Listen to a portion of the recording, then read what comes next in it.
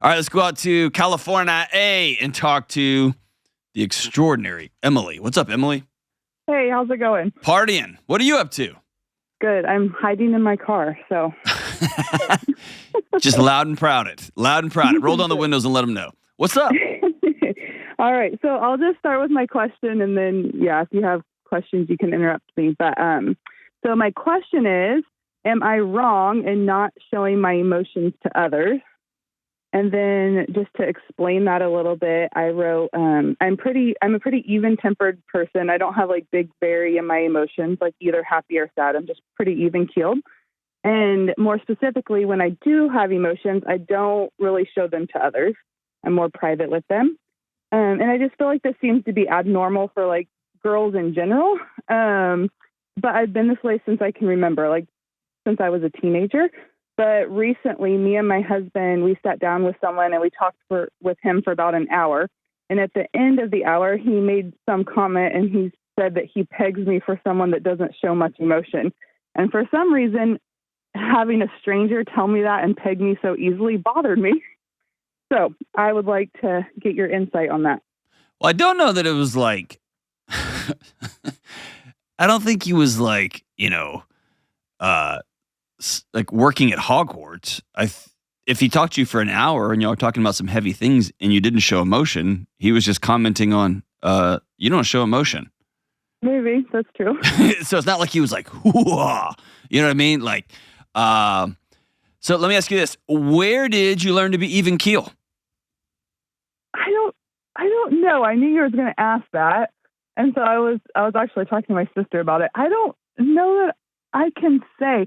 I do remember like when I was young, my parents never like got me in trouble for showing emotion or anything, but I do remember like my mom would go visit her parents a lot and they lived out of state, so we didn't get to see them very much. And they would all be very sad when we would leave. And I just remember thinking like I'm going to be the one that doesn't cry. But I don't know why. I don't know why I thought that. That was just kind of in my head. Gotcha. You showed them, huh? I guess. I think I see it as a sign of strength, but I don't look at people that show emotion as being weak. At least not, I don't know. Maybe deep down I do. So here's kind of my thinking. Emotions are shared or they're expressed in a variety of ways. Mm-hmm. And I've seen people who have really awful things, right? Like gnarliest of gnarly, friends, loved ones, whatever. And they don't cry. Or they go into kind of a dark hole for 4 or 5 days, and then they're kind of back at it. Mm-hmm. And I've sat with people, and they're like, dude, everyone's telling me like, I'm going to feel like this, or this is going to happen, and it just doesn't. I just am kind of on to the next. And so I think that is equally a valid expression of what your body is working through as any other, I need to be out for 5 months. David Kessler says grief is like a fingerprint. It's unique to everybody, right? And so once like your body's a mode of expression, it's unique to you. Mm-hmm. What I would ask is this a way that you either exert power in a situation? And I would challenge you on like, oh, watch this. I'm not going to cry. I'm going to stuff it so far down into my soul. Just watch. Or you actually didn't feel it. Like, I'm sad, but I don't feel like my body doesn't feel like it's going to cry. Or that's a superpower that you put out into the world to protect yourself now. Right? So it's either a way to get power or it's a way to defend yourself.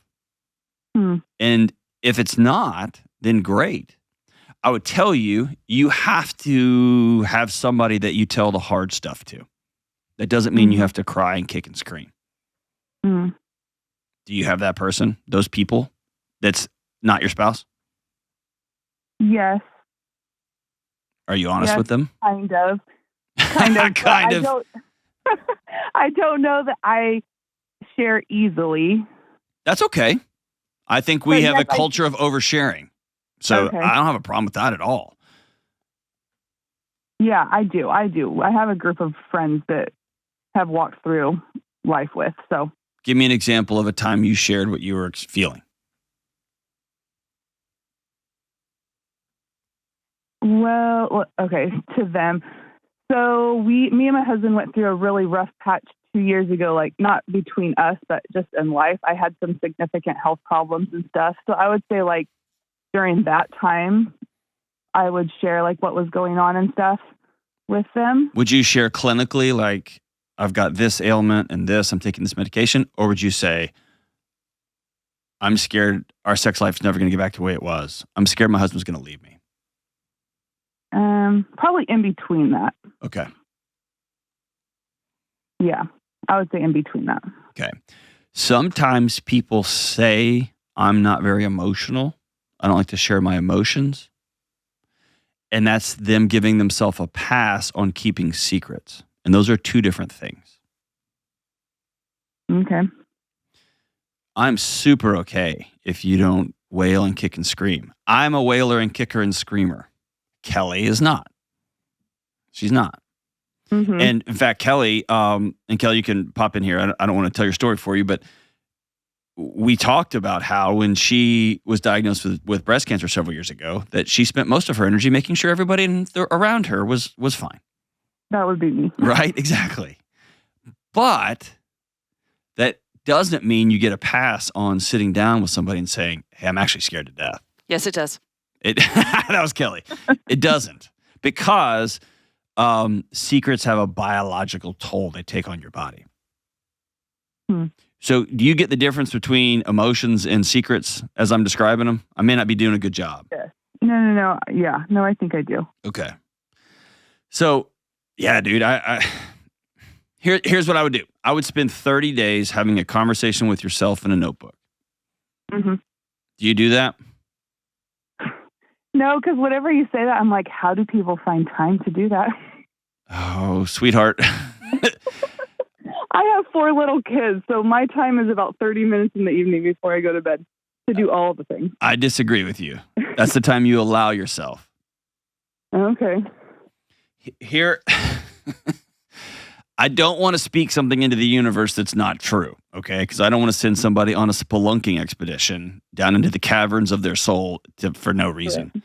But it is not uncommon that somebody looks at the world as it is laid in front of them. And as my friend Ian Simpkins says, if busyness is your drug, rest will feel like stress. I don't have time.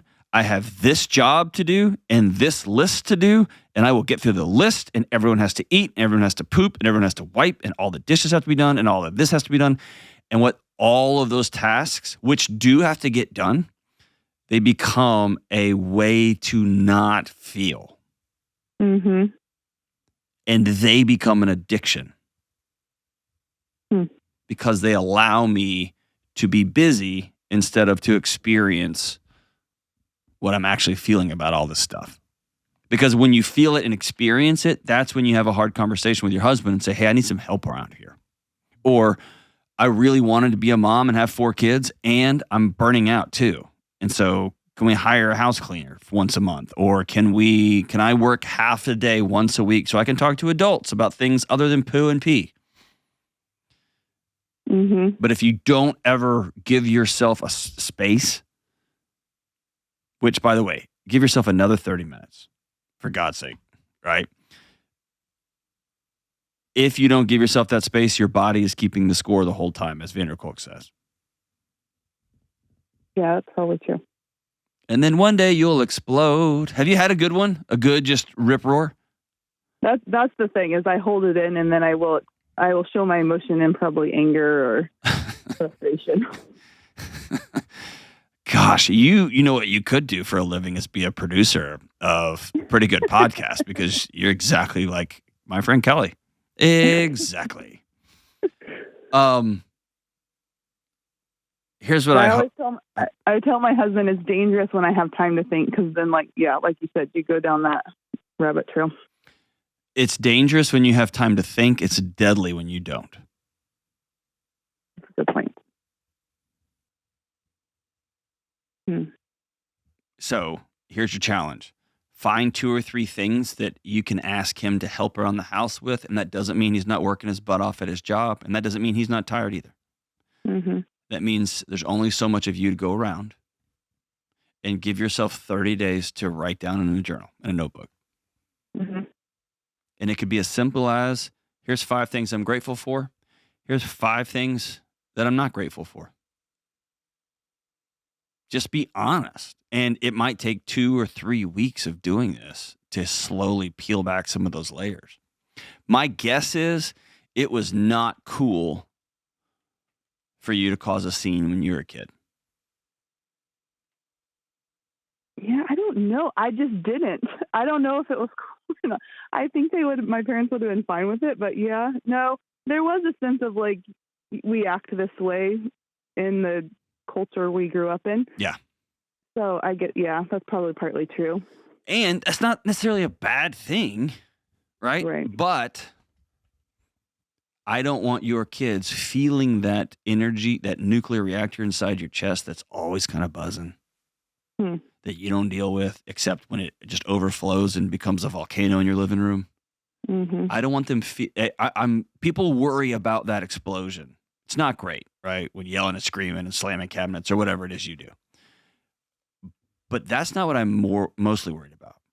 I'm more worried about the day-to-day, the pervasive burn that's always there, that those 4 little kids are wondering 24/7, what am I doing? I love her. She's so great. She never blows up at us. She doesn't scream or hit us, but she doesn't feel safe. And that's what I'm hoping for.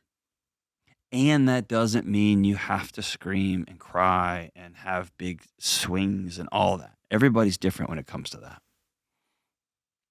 And it's okay if you don't want to overshare. You want to keep some things private, just to have a couple of people that you're fully open with. Great. That's totally awesome.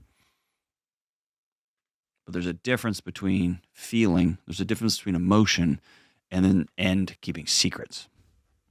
My guess is if you make it a regular practice to not keep secrets from your husband, to not keep secrets from 2 or 3 close friends, over time, your body will feel permission to feel and to let some stuff go and to drop your shoulders and to finally say some things out loud, like things that you need and things that you're frustrated by and things that you love. I'll leave you with this. If you're constantly stomping on the stuff you don't have time to deal with, I don't got time for that, then over time, you're going to also unconsciously be stomping out joy, laughter, tons of fun, reckless romance with your husband. Those things get squashed too. And I want you to have it all. Have it all. Thank you so much for the call, Emily. You're awesome.